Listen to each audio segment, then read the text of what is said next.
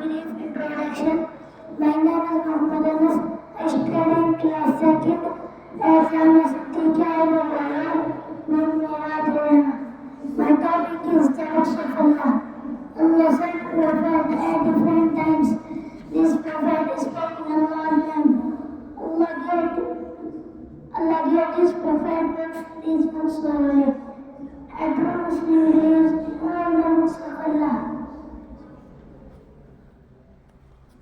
The Quran said that Allah gives life to Prophet Ibrahim Islam.